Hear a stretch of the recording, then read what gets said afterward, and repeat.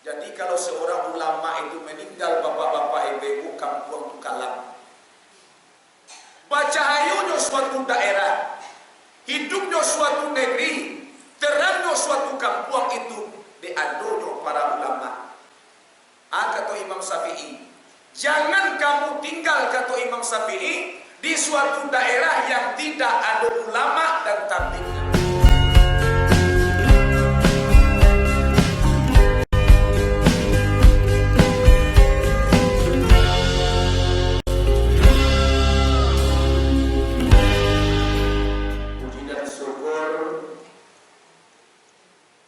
Sama-sama kita aturkan kehadiran Allah Subhanahu wa taala dengan lafaz alhamdulillahi rabbil alamin.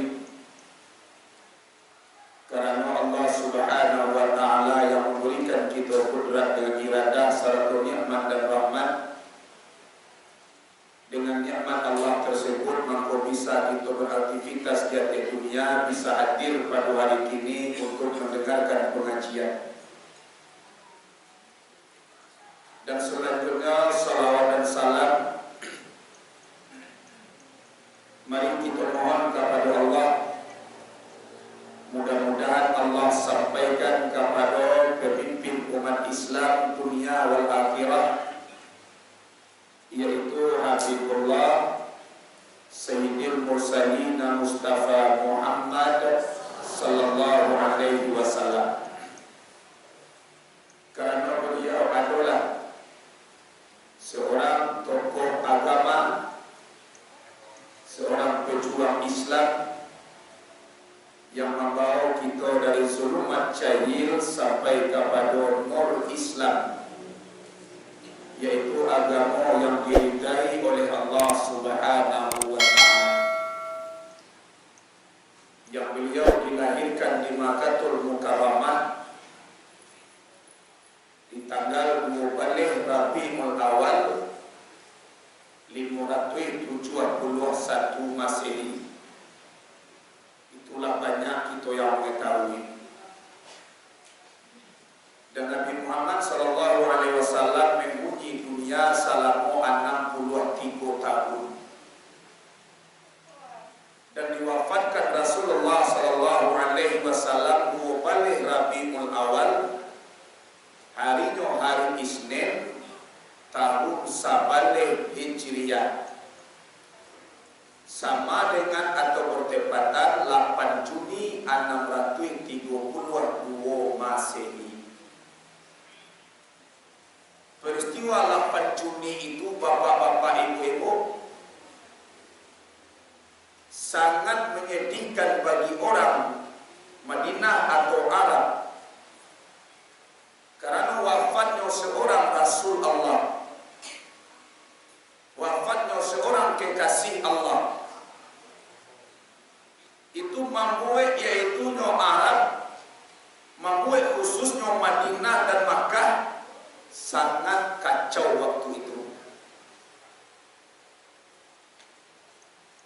Wafatnya Nabi di hari Isnin di waktu duha. Nabi itu wafatnya pagi di waktu duha. Sehingga pada hari itu Abu Bakar Siddiq tidak berada di Madinatul Munawwarah. Abu Bakar saat itu berada di negeri sana. Sehingga beliau dikabari, dia ke informasi kepada Abu Bakar Siddiq, langsung Abu Bakar pergi ke Madinah. Sebelum yaitu Abu Bakar datang ke Madinatul Munawwarah, disitulah Umar membentak-bentak, Umar bin Khattab. Sehingga kata Umar tu tak percaya bahwa Nabi ko telah meninggal dunia, tu tak percaya. Di malu ando ke Umar Nabi meninggal. Pasangkuan Umar itu bapak-bapak ibu-ibu dan Nabi Muhammad itu tak ubahnya seperti Nabi Musa alaihissalam nyobai ke bukit Tursinina. Nabi Musa munajat kepada Allah Subhanahu wa taala. Tak lama kata Umar, Nabi akan kembali. Nabi akan hidup kembali, kata Umar bin Khattab.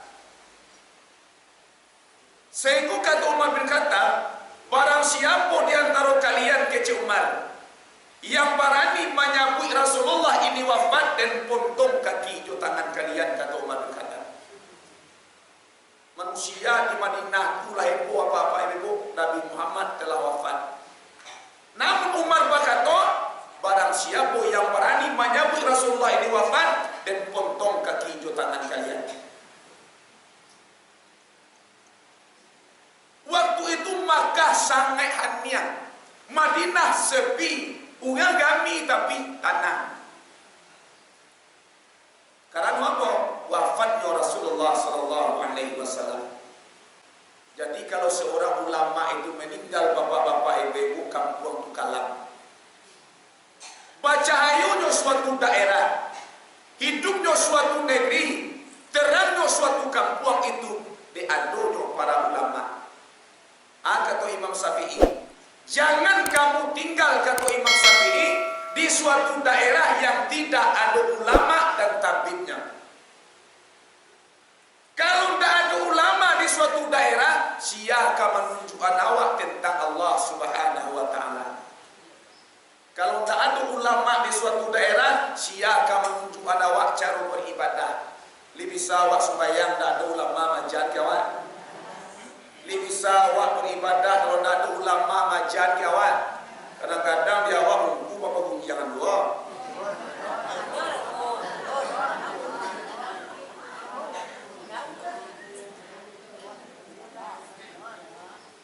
Jangan tinggal di suatu daerah, kata Imam Syafi'i, kalau di daerah itu tidak ada ulamanya. Karena dengan ulama itulah maka negeri itu hidup. Negeri itu makmur, negeri itu terang benderang, negeri itu punya cahaya dengan adanya ulama. Sehingga kecil Nabi Muhammad sallallahu alaihi wasallam, fa innallaha ta'ala yuhil qalbal mayyita bi nuril hikmah. Allah Subhanahu wa Ta'ala akan menghidupkan hati manusia yang telah mati dengan ilmunya para ulama, dengan nur hikmah yang kita dengar, dengan pengajian daripada ulama. Dengan itulah Allah menghidupkan hati awak yang telah mati. Ada hati awak yang telah mati? Kalau lu nado nan mati, lelah hampir-hampir mati para jin ke surau. Beku hati itu mati. Muslimin dan muslimat sidang jemaah yang dirahmati Allah Subhanahu wa Ta'ala. Jadi kata Umar bin Khattab, Nabi Muhammad itu yang pergi munajat kepada Allah, taubahnya seperti Musa alaihissalam. Datang Abu Bakar Siddiq, bapak-bapak ibu-ibu. Sehingga Abu Bakar Siddiq itu nyutakaan lutut yang dua, nyucium pipi Rasulullah kiri dan kanan. Kecil Abu Bakar Siddiq, ya Rasulullah, kata Abu Bakar Siddiq, Allah menghimpunkan kepada engkau, Allah memberikan kepada engkau satu kematian. Allah tidak memberikan kepada engkau dua kematian, ya Rasulullah. Apa dimaksud satu kematian? Yang barangkit dari atas dunia kau hanyalah Rasulullah. Yang direnggut dari Rasulullah adalah nyawa Rasulullah. Yang berpisah dari Rasulullah adalah nyawa. Tetapi kata Abu Bakar Siddiq, tetapi sunnah engkau ya Rasul, ajaran engkau ya Rasul takkan pernah mati, kata Abu Bakar Siddiq. Sampai akhir zaman nanti, kata Abu Bakar Siddiq, ajaran Rasulullah masih paguno bagi kita apa-apa ibu, takkan pernah mati salam-salamu. Iyo to beda. Sayyidina Umar bin Khattab ditanangkan oleh Abu Bakar Siddiq. Ya Umar, ini firman Allah, fa innaka mayyitun fa innahum mayyituna. Sesungguhnya engkau akan mati dan seluruh manusia akan mati, kata Abu Bakar Siddiq. Wahai manusia, kata Abu Bakar Siddiq, apakah kalian Apakah kalian kembali kepada kekafiran setelah Rasulullah tiada di permukaan bumi? Begitulah untungnya Allah tidak memberikan kepada Nabi Muhammad dua kematian, tetapi satu kematian, hanya nyawa Rasulullah yang diambil oleh Allah, tetapi sunnah-sunnah Nabi, bapak-bapak, ibu-ibu, sampai kini masih paguno, masih hidup sampai saat sekarang, yang menjadi pedoman bagi kita dan bersama.